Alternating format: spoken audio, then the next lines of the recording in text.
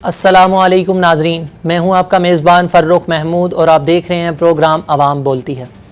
नाजरीन, आज का हमारा मौजू बहुत अहम है क्योंकि आज हम बात करेंगे जन्नत नज़ीर वादी कश्मीर की और वहाँ पे बसने वाले लोगों की कि किस तरीके से हिंदुस्तान के हिटलर, मोदी और उसकी दहशतगर्द फ़ौज ने वहाँ पे कर्फ्यू का नफाज करके उसको एक जेल में तब्दील कर दिया।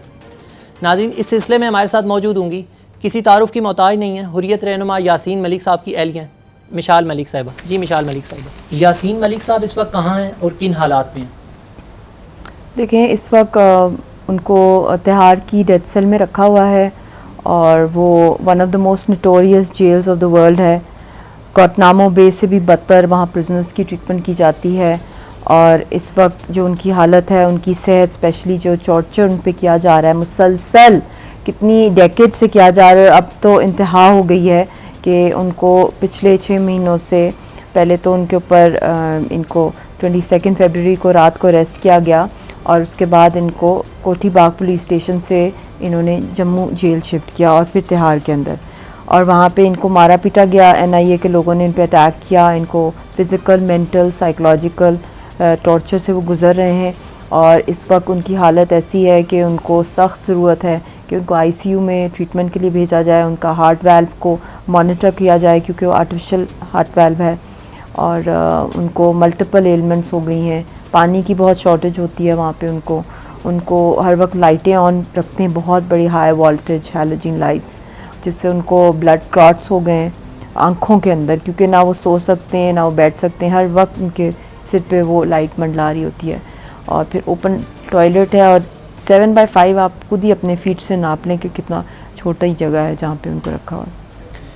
मिशाल मलिक साहिबा, इस वक्त जो हुकूमत पाकिस्तान इक़दामात ले रही है, ख्वाह वो खारजा सतह पे हूँ, ख्वाह वो वफूद की सतह पर हूँ, क्या आप उन तमाम इक़दामात से मुतमईन हैं जो अभी तक पाकिस्तानी गवर्नमेंट ने उठाए हैं? देखिए, मैं जो भी स्टेप्स पाकिस्तान ले रहा है वो मैं वेलकम कर रही हूँ, मगर वेलकम का ये मतलब नहीं होता कि वो they are enough. Nothing is enough till the Kashmiris get their right to self determination. अब मतलब कंप्लीट एक कौम को पॉइजन दे के या खामोश करके उनकी सारी की सारी उनके राइट्स छीन के, उनके ओनरशिप के राइट्स, मरने जीने के, बेरियल के राइट्स, उनके हक के खुद इरादियत के rights, economic rights, human rights, right to breathe, right to everything जब छीन लिया हो, तो ये एक जंग है जो इंटरनेशनल महाज पर लड़नी है पाकिस्तान ने। और जितने भी हमारे पाकिस्तानी और कश्मीरी डायस्पोरा है और जितने भी एफर्ट्स करें वो इस वक्त कम है।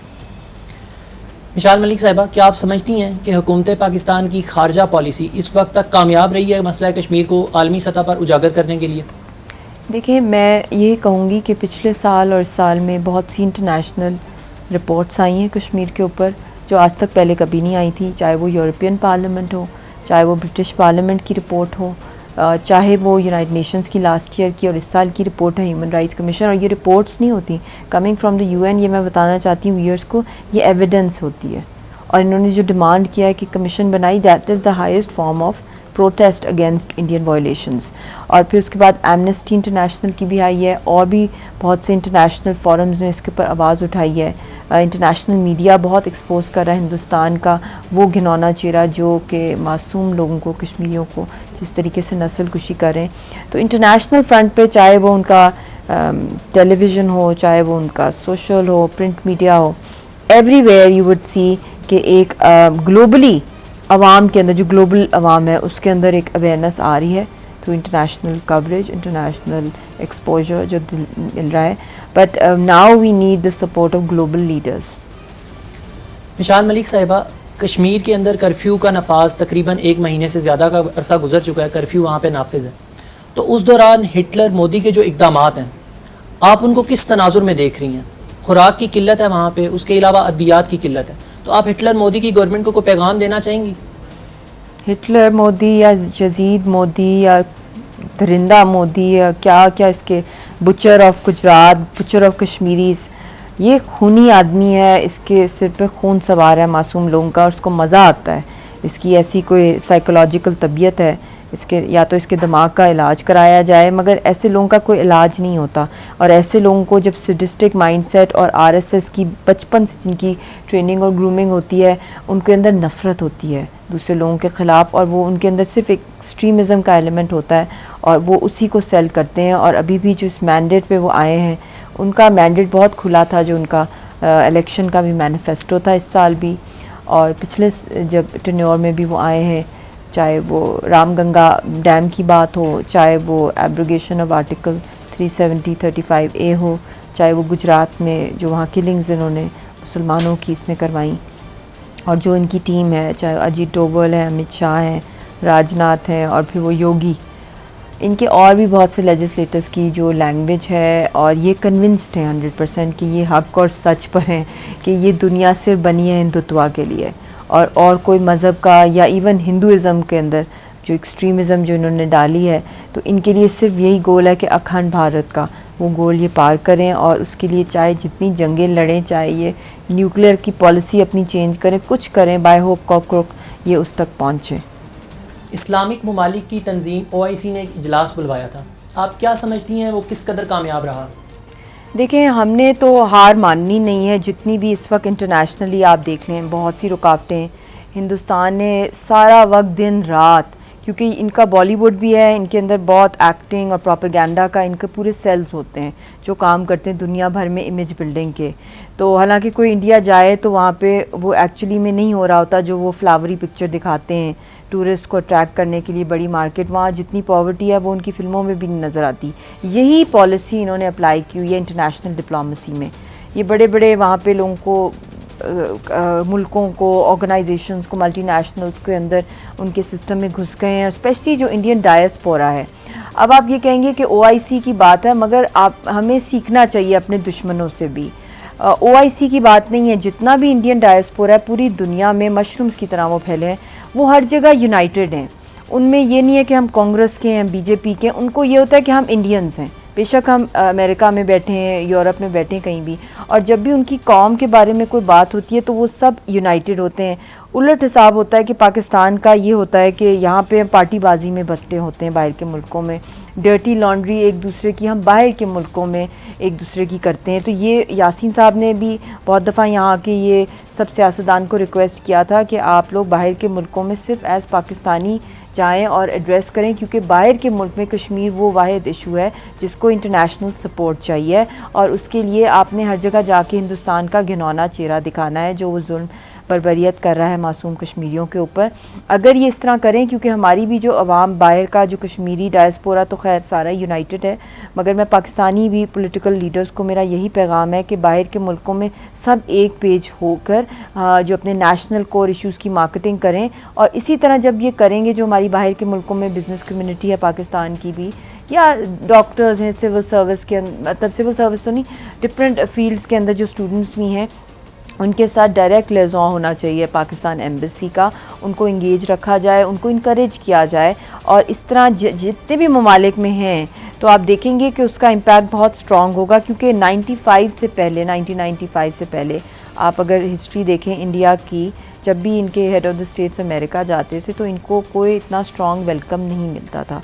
जब से इनका अमेरिका के अंदर भी डायस्पोरा बहुत स्ट्रॉन्ग हुआ है, पेनिट्रेट कर गए हैं वो स्टेट डिपार्टमेंट में और जो उनकी बड़ी बड़ी मीडिया हाउसेस हैं, तो उसके बाद आप देख लें कि ये वही मोदी है जिसको पहले वीज़ा नहीं मिलता था इन अमेरिका का। अब जो इसको हीरोइक वेलकम जो कुछ भी इंटरनेशनली इस वक्त मिल रहा है, उसमें हिंदुस्तान की डायस्पोरा को सारा क्रेडिट जाता है कि वो किस तरीके से अपने मुल्क की मार्केटिंग करते हैं, किस तरह वो बाहर के बड़े बड़े पावर ब्रोकर्स, स्ट्रेटजिस्ट, लॉबियस्ट को हायर करते हैं, उनको इंगेज करते हैं, उनके साथ नेटवर्किंग। बहुत मेहनत का काम है, ये सिर्फ एक एम्बेसी नहीं कर सकती है किसी भी मुल्क की।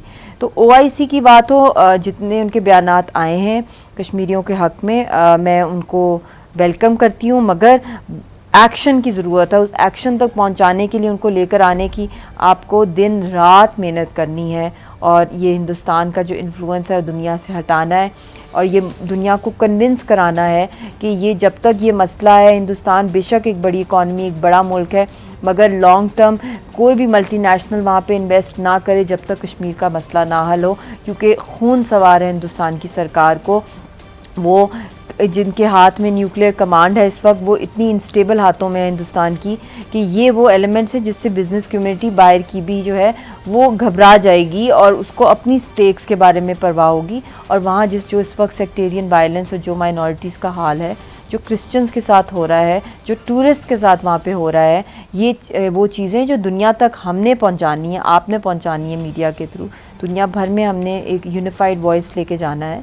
तो ये बताना कि it's not a safe place at all, not for tourist, not for multinationals, और there is always a fear, जो एक जंग का ख़तरा मंडलाता रहता है। अब तो खैर बहुत आगे मामला चला गया, ये पूरी कौम को इन्होंने एक मुकम्मल उनको बैरी करने की तैयारी कर दी है। मिशाल मलिक साहिबा, कश्मीर के हालात इस वक्त बहुत ज़्यादा ख़राब हैं। कर्फ्यू का सामान है और वहाँ पे उन्होंने हिटलर, मोदी और उसकी दहशतगर्द फ़ौज ने जेल बना दी है उसको। खुराक, अद्वियात की किल्लत है। अरब ममालिक बहुत ज़्यादा प्रोटोकॉल दे रहे हैं हिटलर, मोदी को। तो आपका इस बारे में क्या ख्याल है? इसका मतलब यह है कि पाकिस्तान के ट्रिपल, अगर वो एक टाइम कोई स्टेप लेते हैं तो आपने उसको ट्रिपल क्या 10 टाइम ज़्यादा इंगेज करना है उन मुल्कों को जहाँ से अवार्ड्स मिल रहे हैं, चाहे वो फ्रांस हो, चाहे वो अरब वर्ल्ड के लोग हों, चाहे वो कोई भी हो। गिव अप नहीं करना, आपने नॉक करने उनके डोर्स, अपना मौक़िफ़ उनको कन्विंस करना है। डेरे जमाने होते हैं जब आपको अपना काम मनमाना होता है, आपने मेहनत करनी होती है। ये नहीं आपने कहना होता अच्छा उस मुल्क ने उनका साथ दिया तो चलो हम इनके साथ ख़त्म कर लें, ये नहीं होता। आपने दिन रात वहाँ पे आपने ये देखना कि हमारी कहाँ कमी रहेगी। ठीक है उनके इकोनॉमिक इंटरेस्ट हैं, मगर सबसे बड़ा इंटरेस्ट होता है कि दुनिया में सिक्योरिटी हो, और सिक्योरिटी का सबसे deadliest point nuclear flash point ये कश्मीर का मसला है। इसलिए ये चीज़ें वो हैं जो कि हमने बहुत ही एग्रेसिव किस्म के तरीके में हमने दुनिया तक पहुंचानी है, जो असल हकायक है। अमेरिकन सदर डोनाल्ड ट्रंप की सालसी की पेशकश को आप कहाँ देख रही हैं? वेलकम करते हैं हम लोग। जो भी कश्मीर पे बात करेगा, चाहे वो नाइजीरिया में हो, अफ्रीका में हो, दुनिया के किसी कोने से कोई बात कर रहा हो, हमने उनको इनकरेज करना है और हमने उनके साथ फॉलो अप करना है। ये स्टेटमेंट दी जाती है, इनके पीछे बहुत काम किया जाता है। अभी भी जो बर्नी सैंडर्स का जो मामला है, जो प्रेसिडेंशियल कैंडिडेट हैं डेमोक्रेट्स के, उनकी आप स्पीच सुने, इतनी स्ट्रॉन्ग स्पीच उन्होंने दी है कश्मीरियों के हक़ में, जो एक हिस्टोरिकल स्पीच है। और उन्होंने कहा है कि इनको यूएन की करारदादों के मुताबिक ओनली सोल्यूशन है कि उनका वो हक़ दिया जाए, और उन्होंने कंडेम किया हिंदुस्तान को। ये इतनी बड़ी फतह है कश्मीरियों के लिए, पाकिस्तानियों के लिए। और इस तरह का ये पाकिस्तानी, मैं जानती हूँ, मेरा 8 मंथ से राब्ते चल रहे हैं अमेरिका के अंदर भी बहुत से लोगों के साथ, जो डेमोक्रेट्स भी हैं, रिपब्लिकन कांग्रेसमैन के साथ मेरी बहुत कॉरेस्पॉन्डेंस रहती है। ग्लोबल लीडर्स को मैं राब्ते में रखती हूँ। बेशक कभी जवाब आता है, कभी नहीं भी आता, ऐसी कोई बात नहीं है, मगर I keep them in the loop, inform कि हम जिस तरह तहरीक चला रहे हैं, जो हमारे साथ जुल्म हिंदुस्तान कर रहा है, उसका असर होता है। और वहाँ पे बहुत काम किया गया है बर्नी सैंडर्स के इर्द गिर्द लोगों ने उनको कन्विंस करने में कि ये इतना बड़ा खित्ते के लिए क्या पूरी दुनिया का इशू है और इस पर आप आवाज़ नहीं उठाएंगे तो फिर कौन उठाएगा इस पर आवाज़। तो इस तरह बहुत कुछ हो रहा है दुनिया में। रशिया भी इसके बारे में डीपली कंसर्न्ड है, चाइना भी है, फ्रांस में भी, दुनिया भर में इस पर प्रोटेस्ट हो रही हैं। और इसमें जो अच्छी बात यह है कि सिर्फ इसमें कश्मीरी नहीं कर रहे, ना पाकिस्तानी, बल्कि उन ममालिक के जो नेटिव्स हैं वो भी इक्वली निकल रहे हैं। जूँ अवेयरनेस बढ़ती जा रही है इंटरनेशनल मीडिया के थ्रू। और मैं पाकिस्तान के मीडिया की भी बहुत शुक्रगुजार हूँ कि दिन रात वो दुनिया को बता रहे हैं कि सबसे बड़ा जो दुनिया का मसला पाकिस्तान और इंडिया का है वो कश्मीर का मसला है। तो उस पर ग्लोबल अटेंशन आ रही है और ये टेम्पो मज़ीद बढ़ाना है। डोनाल्ड ट्रंप की जानिब से जो सालसी की पेशकश की गई थी, उसके बाद हिंदुस्तानी वज़ीर दिफ़ा का एक बयान आया था कि अब अगर पाकिस्तान से बात होगी तो वो जो आज़ाद कश्मीर है उस मुद्दे पे बात होगी। तो इसको आप किस तनाजुर में देख रही हैं? देखें, ये वैशी लोग हैं, इनके ऊपर जंग सवार है, जंग का नशा, और इनको है कि पूरा का पूरा यहाँ पे एक जेनोसाइड वो कर दें। और जेनोसाइड जो है वो दुनिया का सबसे बड़ा क्राइम है और वो कोई माफ़ नहीं कर सकता जिस हद तक ये जा रहे हैं।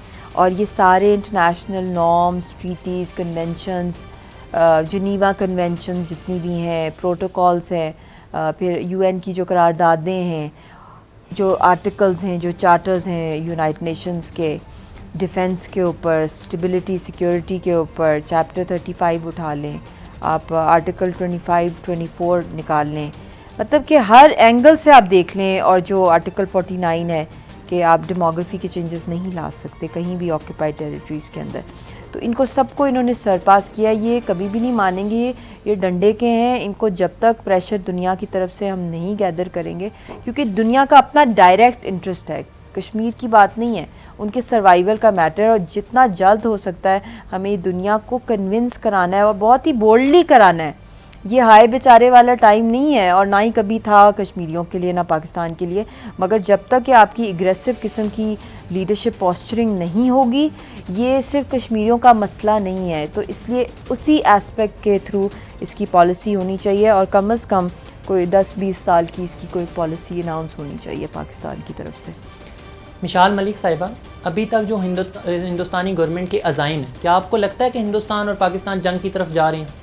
बिल्कुल जा रहे हैं। पाकिस्तान की बात नहीं मैं करी, हिंदुस्तान जा रहा है जंग की तरफ कश्मीरियों और पाकिस्तान और आज़ाद कश्मीर के लोगों के ख़िलाफ़, क्योंकि इनका अखंड भारत का प्लान है और ये बहुत ही डेडली और ख़तरनाक है। इससे मतलब इन्होंने जो एक लिंकेज, एक लीगल कह दें, जो 370-35A का था, वो भी इन्होंने स्क्रैप कर दिया है। टेक्निकली स्पीकिंग ये प्रेसिडेंशियल ऑर्डर 1950 पे बैठे हुए हैं, जो कि कंप्लीट ऑटोनॉमी या इंडिपेंडेंस है कश्मीर की। मगर प्रैक्टिकली देखा जाए तो वी आर अंडर सीज।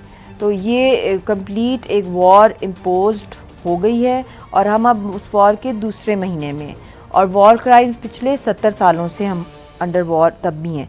अब मुकम्मल वॉर इसलिए मैं कह रही हूँ कि जब भी जंगें होती हैं तो आर्मीज़ लड़ती हैं आपस में। ऐसी तो दुनिया में जंग नहीं आपने सुनी होगी जहाँ पे एक निहत्ती कौम के ऊपर एक आर्मी ने आके अटैक किया।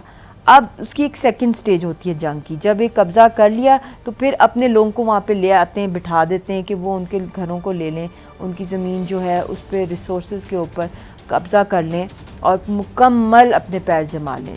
तो अब वो सेकंड स्टेज में है अपनी जंग के। तो अब थर्ड स्टेज जो है, थर्ड स्टेज अल्लाह माफ़ करे वो अब न्यूक्लियर ही है, अल्लाह माफ़ करे। तो उससे पहले जितनी भी हो सकती है दुनिया भर में इस वक्त पाकिस्तान के प्राइम मिनिस्टर को पूरी दुनिया के मुल्कों के दौरे करने चाहिए, ना सिर्फ परमानेंट 5 या P5 या नॉन परमानेंट मेंबर, जितने भी ममालिक इस दुनिया में इस वक्त हैं वहाँ पे ये मैसेज पहुँचाना पड़ेगा।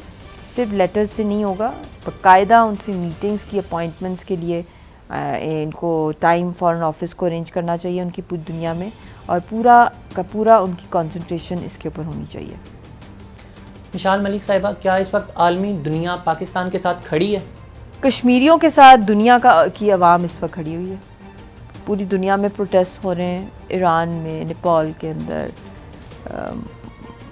टर्की के अंदर, रशिया में, इराक़ के अंदर, यूरोप के अंदर, कनाडा में, अमेरिका, फिर उसके बाद ब्रिटेन में देख लें आप।